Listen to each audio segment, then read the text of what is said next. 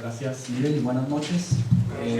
Voy a compartirles en síntesis cuál es la recepción que el movimiento filosófico en el que yo me desenvuelvo, que le llamamos igual que la propuesta hermenéutica analógica, la recepción, insisto, y que estamos teniendo de Heidegger. Voy a darle lectura pues a esta síntesis. En su exposición de la historia de la filosofía moderna y contemporánea, Mauricio Beuchot ofrece una síntesis del pensamiento de Heidegger. Se trata del pensamiento que inicia con la búsqueda del sentido del ser, lo cual es algo que enfatiza Beuchot. Y esta exposición desembocará en rastrear la historia del ser que marcha hacia su aniquilación. Beuchot reconoce en Heidegger a un pensador que indaga realidades antes desatendidas. Seguiré, pues, gran parte del esquema de esa exposición, donde Beuchot presenta a Heidegger dentro de la historia de la filosofía, e iré integrando la propuesta o el pensamiento de Beuchot, haciendo ver que de algún modo tiene en cuenta a Heidegger, sobre todo cuando Beuchot es crítico de la modernidad. Y también nuestro filósofo mexicano, desde su hermenéutica analógica, le pone cierta direccionalidad a algunos de los tópicos fundamentales de la enseñanza de Heidegger, en orden a contextualizar al pensador alemán y evitar o por lo menos advertir los extremos en los que se podría caer si se leen unívoca o equívocamente algunos postulados, por lo menos los más conocidos de Heidegger. La propuesta de Beuchot, denominada hermenéutica analógica, cultivada primero por él en el Instituto de Investigaciones Filológicas de la UNAM y paralelamente cultivada también a través de un movimiento intelectual en Iberoamérica, quiere ser una teoría y metodología de la interpretación, donde prevalezca la prudencia y se privilegie siempre el diálogo. Es que ya de suyo es en la virtud donde se materializa la analogía, y el icono de toda virtud ha sido la prudencia.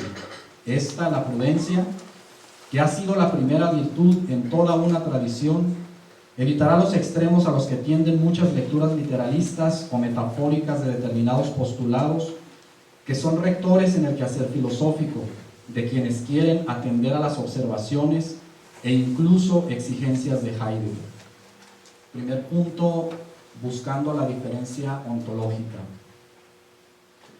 Mauricio Beuchot ve en Ser y Tiempo la obra más famosa de Heidegger. En ella es donde aparece el sentido del ser como el problema y propuesta del filósofo de Mesquil. Beuchot observa que este sentido implica, por principio de todo, algo que en su momento fue inaudito para una determinada inercia filosófica, a saber, que se distinga el ser del ente. El ser no puede ser concebido como un ente, dice Heidegger, porque de esta distinción depende la consecución de la diferencia ontológica. Y a esto añade Beuchot que a partir de Heidegger lo relativo al ente es lo óntico y solamente lo relativo al ser es lo propiamente ontológico. Y lo anterior implicará que Heidegger sea referencia obligada para la superación de la metafísica. Este filósofo alemán es quien sella ese imperativo categórico de superar la metafísica. Incluso Heidegger es referido por no pocos para hacer de la metafísica algo peyorativo. Es que para Heidegger, según Beuchot, el nihilismo es la historia misma de la metafísica. El ser marcha a su aniquilación. Y la metafísica solo puede ser, en todo caso, la historia de esta aniquilación. Por eso la superación de la metafísica será lo que lleve al auténtico pensar del ser. La diferencia ontológica vendrá a buscarse al margen del ente. Ante esta empresa, Beuchot refiere a la analogía como privilegio de la diferencia, no obstante la semejanza y no obstante el ente, porque la materialidad humana le impone límites al conocimiento que del ser se pueda tener. Aquí se propone la analogía a partir de la advertencia de que la diferencia absoluta es imposible conseguirla, pues consideramos la consecución del ser al margen radical del ente, precisamente como la pretensión de alcanzar una diferencia ontológica absoluta que insistimos no es posible dada la misma condición humana, finita. Y no se niega la confusión que pueda haber entre el ser y el ente, teniendo en cuenta, precisamente, como bien ha señalado Heidegger, que el hombre ha hecho de la técnica una panacea, al punto de querer empeñarle a ella misma, a la técnica, la existencia. Beuchot, además, ante el problema de ver al ente como impedimento para dejar ser al ser, refiere a Levinas, quien le ha dicho a Heidegger que si bien hay olvido del ser, pues Heidegger ha olvidado al ente, y este olvido del ente implica la indiferencia por el otro, toda vez que al ente se le ha prohibido que conduzca al ser. Se llega a ver en Levinas una postura radical en favor de la ética para postularla como filosofía primera, invitando a un viraje del ser al bien, privilegiando a ese ente que es el otro, sobre todo con entidad de necesitado y desvalido. Consideramos que Levinas busca superar la distracción del ser en favor del prójimo y con ello se requiere regresar al ente. Interviene Beuchot tratando de que se cuide el equilibrio difícil entre ser y ente, para evitar la confusión denunciada por Heidegger, pero evitando un solipsismo existencial que acaso es el que denuncia Levinas. Proponiendo a la analogía, llega a decir Beuchot que recuperar la analogía para nuestra metafísica actual es algo muy en la línea del propio Heidegger y acaso el mejor homenaje a su obra y a su recuerdo. Y vaya que Beuchot se atreve a poner la analogía para hallar la diferencia heideggeriana, no obstante la indiferencia de Heidegger ante la analogía. Beuchot lo dice refiriendo a la influencia de Duns Scoto en Heidegger, quien dejó totalmente inadvertida la analogía porque en Scoto se privilegió la univocidad, esto es, que en la metafísica de este filósofo medieval había un solo sentido del ser, en contra de la pluralidad de sentidos que advertía Aristóteles. Y es el mismo celo escotista de la univocidad el que, de acuerdo con Beuchot, estará presente en Heidegger por lo menos en Ser y Tiempo. Y es tan fuerte y determinante la influencia de Scoto en Heidegger que, según Beuchot, refiriendo a Levinas, el Dasein heideggeriano no es otra cosa que el concepto de hecheidad escotista aplicada aquí al ser humano. Segundo punto, la historicidad primer existencial. En Ser y Tiempo, la historicidad será contexto del ser. La historicidad se convertirá en un existenciario, esto es, algo de lo que dependerá la construcción de la existencia. Así la historia es que será el existenciario principal, porque como dice el mismo Heidegger, en el análisis del estar entero quedó precisamente sin considerar la trama de la vida, esa trama en la que, sin embargo, el Dasein está envuelto constantemente. En no pocos, dada la historicidad como existenciario primero, se ha querido negar una esencia por salvaguardar la historia. Otros, desde una perspectiva esencialista, quisieran dejar la historicidad en un plano puramente accidental, sin ninguna importancia trascendental. Ante este contexto, Beuchot observa que la historia permite que se conozca la naturaleza del hombre. Dice que ser y tiempo confluyen en el hombre, ser y tiempo como elementos constitutivos de la historicidad. Cito a Beuchot: el hombre se cierne entre el ser y el tiempo, esto es, entre la vida y la muerte, entre la historia y la eternidad. Su condición mortal, susceptible de enfermedades, de angustias y otros sufrimientos, lo hacen testigo del ser de manera privilegiada, porque de manera demasiado consciente es partícipe de la nada, de esa inyección de nihilismo que son todas esas calamidades, todas atroces. Cierro la cita. Si se ha traído a la historia, pues, como opuesta a la esencia o naturaleza por el carácter esencialista y nominalista, que habían olvidado el sentido que provee la historia, proponemos una hermenéutica analógica que recupere la condición humana a partir de la historicidad, de manera que esta, la historicidad, efectivamente tenga sentido, porque no pierde referencialidad. Cito a Beuchot. Una hermenéutica analógica, continúa Beuchot, aplicada a la facticidad del hombre, podrá salvar a la antropología filosófica de la falsa concreción de la visión puramente historicista, según la cual el hombre es solamente producto de su evolución. Le dará la posibilidad de reconocer una naturaleza humana, pero también podrá salvarla de la falsa abstracción, en la cual se prescinde de su historia, se ve como una esencia ahistórica. Le dará la posibilidad de ver la naturaleza en la historia del hombre, detectar lo propio y específico del hombre en medio de la diversidad de sus manifestaciones. Esto para tener un núcleo teórico desde el cual partir con el fin de sustentar todo lo que vamos descubriendo de la humanidad al paso del tiempo de la historia. Cierro la cita. Siguiente punto, el problema de la ontoteología.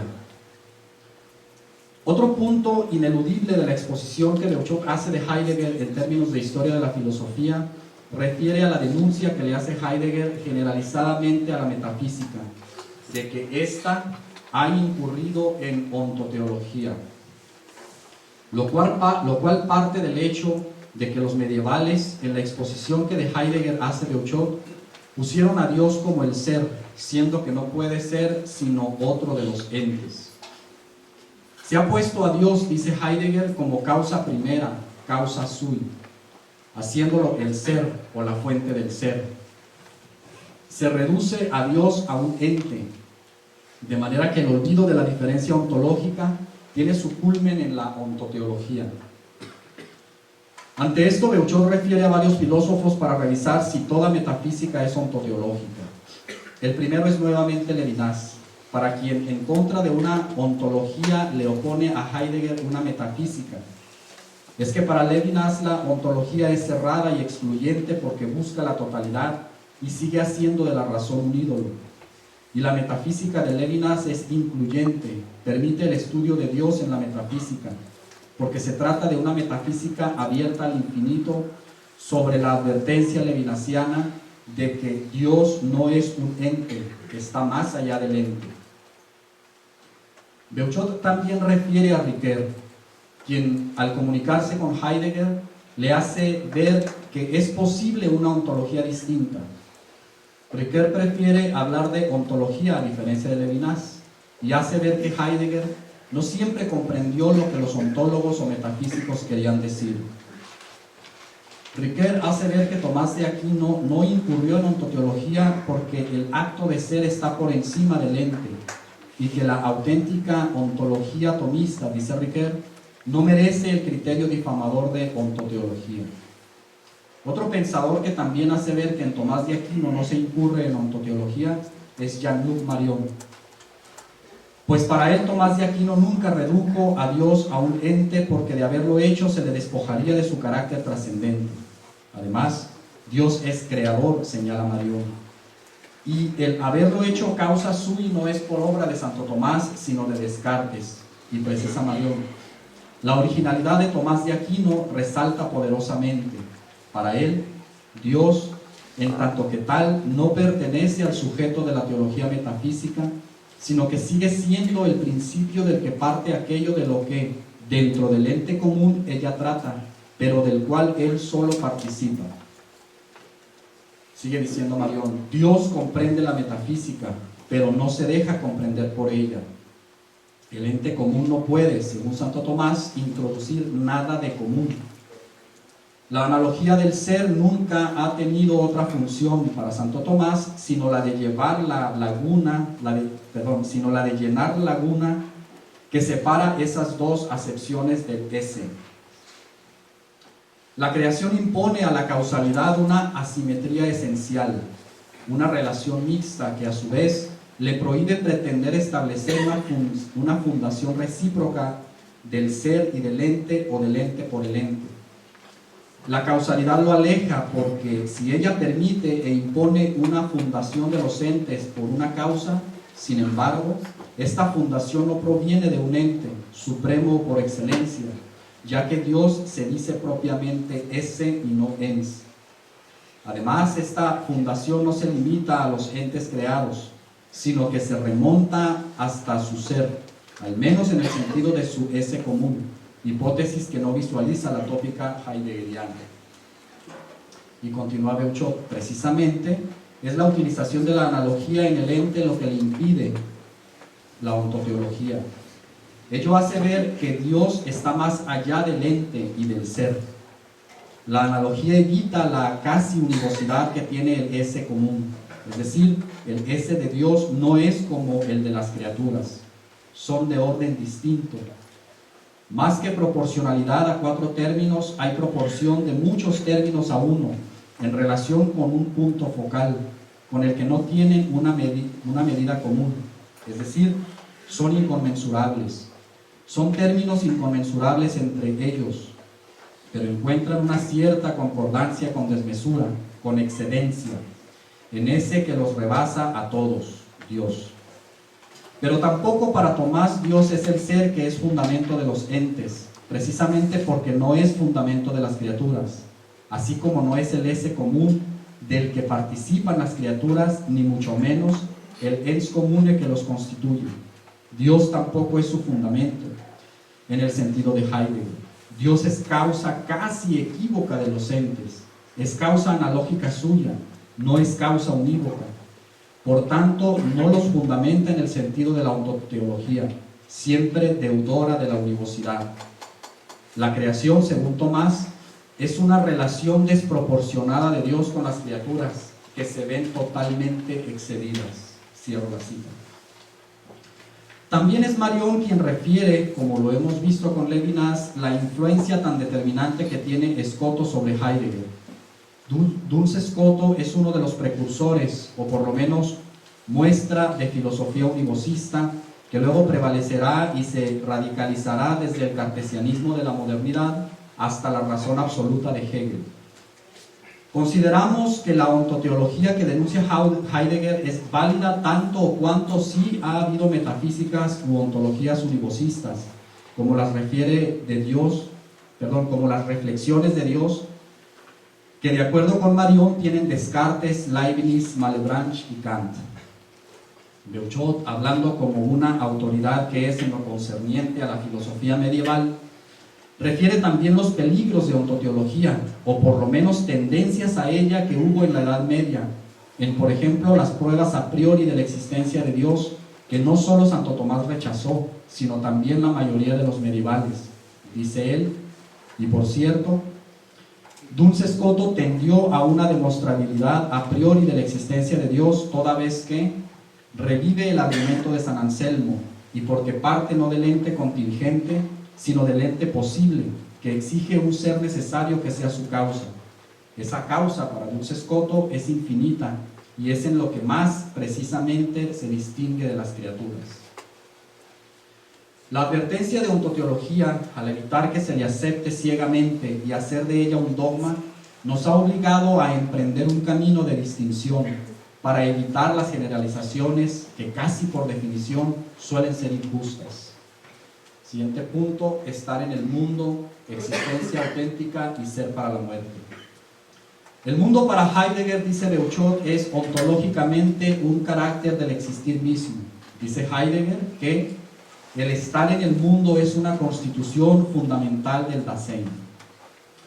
Y se está en el mundo auténtica o inauténticamente. La inautenticidad es un modo de estar en el mundo que consiste en estar distraído de sí. Es una existencia cotidiana, trivial, inauténtica, impersonal, dice Heidegger. Mientras que la existencia auténtica está significada por la angustia. La existencia auténtica hace de la angustia un estado de vida. Aquí la consigna de ir al ser al margen del ente comprende un despojarse de toda seguridad. De este despojamiento es que deviene la angustia, porque la angustia, es angustia de la nada, misma que emerge a partir de la seguridad del ente. Y a este respecto, dice Beuchot, exponiendo a Heidegger, en esto se funda la verdad, que es primariamente descubrimiento del ser en sí mismo. Y este descubrimiento solo es posible como fundado en el estar en el mundo. El ente solo está descubierto y abierto cuando y mientras hay existir. Pero por otra parte, la verdad coincide con el ser. Solo hay ser, no ente, cuando hay verdad. Por eso hay que buscar la existencia auténtica, que es la existencia que asume la angustia, y la angustia se da frente a la nada, cuya realización para el hombre es la muerte. Cierro la cita. Hay en Heidegger una crítica hacia ese sujeto modernista que cartesianamente está seguro de la nitidez del conocimiento hasta llegar a la fenomenología husserliana, en la que nada hay que no aparezca en un ego, pasando por la conciencia que se autopenetra de Hegel. Después, el sujeto epistémico, a quien se le ha olvidado eso único de que puede tener certeza, que es la muerte. La muerte, dice Heidegger, en cuanto posible, no es un posible ente a la mano o que esté ahí, sino una posibilidad de ser del Dasein. La muerte es la posibilidad de la imposibilidad de todo comportamiento hacia, de todo existir. La muerte es la posibilidad más propia del Dasein. El estar vuelto hacia esta posibilidad le abre al Dasein su más propio poder ser, en el que su ser está puesto radicalmente en fuego. Cierro la cita de Heidegger. La existencia auténtica termina siendo entonces ser para la muerte, sigue diciendo Beuchot. Cito: la muerte es un carácter esencial del existir, pero no es un acontecimiento intramundano. La muerte para el Dasein es un todavía no. Se trata de un llegar a su fin, y esto es lo que Heidegger llama ser para la muerte. La muerte es la posibilidad más propia del existir. Cierro la cita. Ante la muerte como única certeza que hay que asimilar personalmente, porque indica Heidegger que no vale el vivirla solo desde el duelo de la muerte por el ser querido, Beuchot propone que hay una opción ética en Heidegger, a partir de la hermenéutica de la muerte.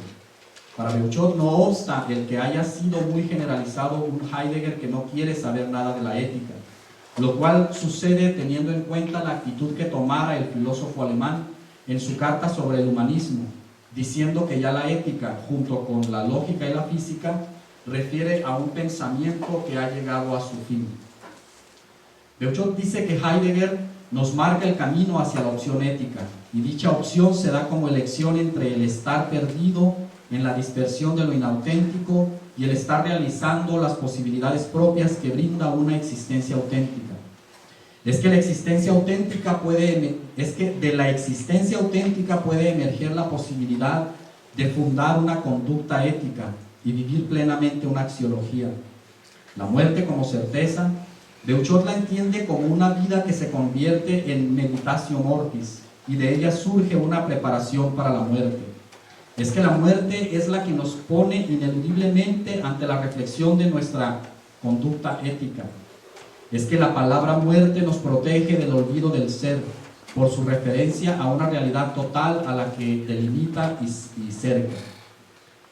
La angustia es, para Beuchot, en este diálogo que establece con Heidegger, una muerte vivida. Y, antes que nada, advierte Beuchot que el camino hacia la muerte se debe recorrer con un discurrir racional y, por lo tanto, el más humano, acerca de la senda por la que se avanza, para que no todo sea senda perdida. Y más específicamente, la existencia auténtica será la condición para la eticidad, porque, en primer lugar, la meditatio mortis es la vuelta a la autenticidad, pues el llamado a la conciencia lo hace el propio Dasein. Nada ni nadie más lo puede hacer. No se trata de la ética en Heidegger entendida en el sentido formal como de asignatura. Incluso Beuchot sí refiere que Heidegger rehusó siempre hacer una reflexión ética. De lo que se trata es, siguiendo a Beuchot, de que la certeza de la muerte y la angustia como signo de ella y vivencia presente de la muerte pueden llegar a ser oportunidad para emprender el camino de la orientación ética.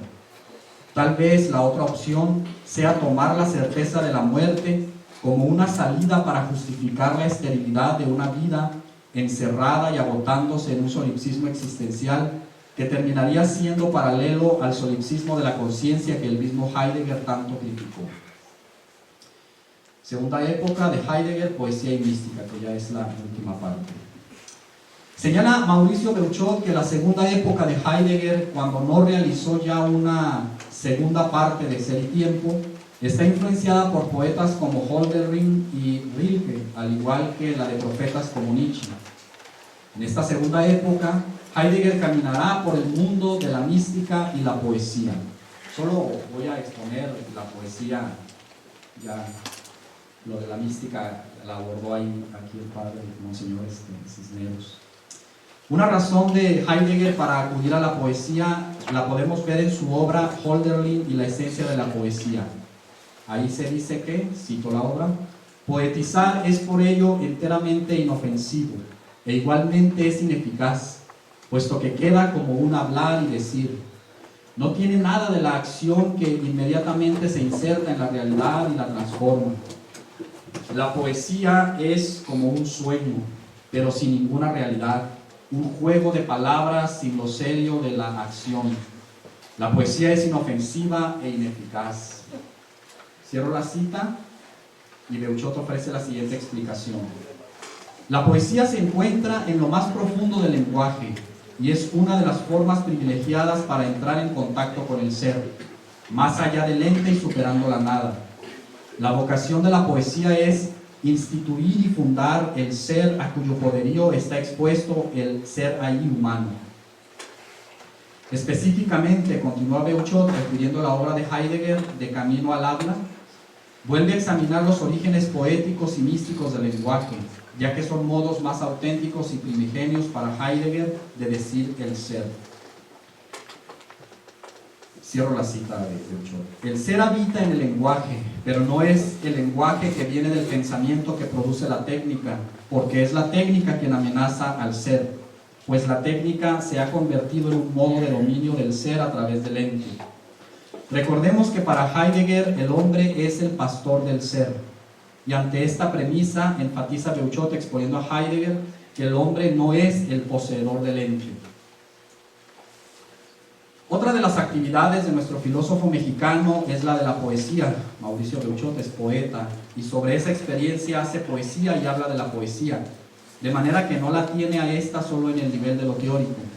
También cuenta con la parte práctica que le da la certeza de que puede haber un entrecruce del discurso metafísico y del discurso poético.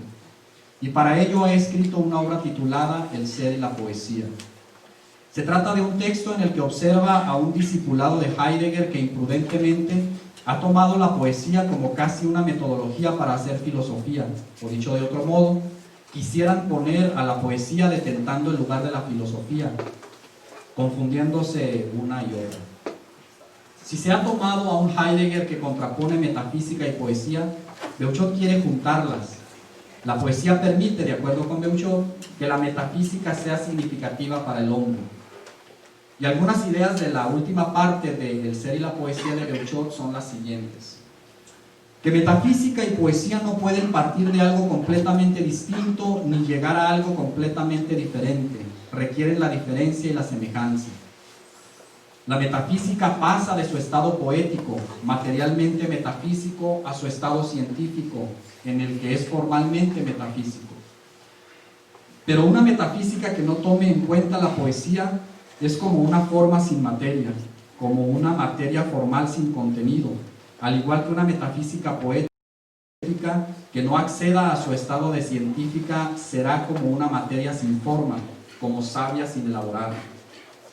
El metafísico que toma en cuenta la poesía para partir de ella se da a la tarea de sublimar y abstraer hasta llegar a lo más puro de la misma, y así obtendrá los conceptos y, donde estos no se alcancen, hallará las imágenes y metáforas convenientes que los sustituyen, que les hagan la equivalencia, porque el conocimiento del hombre es limitado.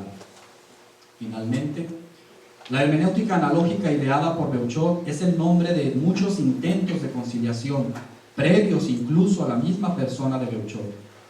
Tal vez lo que le debemos a este filósofo mexicano es que le haya dado nombre a estos intentos y esté dando contenido epistemológico, por fin ontológico, dice Jean Grondin en su diálogo con Beuchot, y sobre todo ético, en esos intentos de conciliación que en un tiempo maduraron y en otro tiempo quedaron periclitados, pero más aún, son esfuerzos que ya se han atestiguado a lo largo de la historia de la filosofía de Occidente. Heidegger es, quizás, el más representativo filósofo del mundo de la existencia que privilegia el sentido, y el mundo de la ciencia, por su parte, que privilegia la referencia, si acaso hace una lectura solo exploratoria para un deleite individual, dejando este ámbito, el de la existencia o del existencialismo, como algo extraño al quehacer científico, sin superar, pues, el prejuicio de dos mundos, el de la existencia y el de la ciencia. En el esfuerzo por que haya un diálogo entre el mundo del sentido y el mundo de la referencia, reunidos en el símbolo o el icono que es la cumbre de la labor de la hermenéutica analógica, donde aparece y se deja ver el ser a través de ese mestizo que es el ente. Tratando, pues, de desatorar el diálogo entre cada una de estas dos cosmovisiones, he de decir que tal vez el atrevimiento y quizá para muchos la osadía de la hermenéutica analógica de Beuchot es que el puente entre estos dos mundos sea proponer a la ética, a la recta razón, para insistir en el diálogo, y ello, por supuesto, desde una ontología o metafísica significativa para el hombre. Gracias.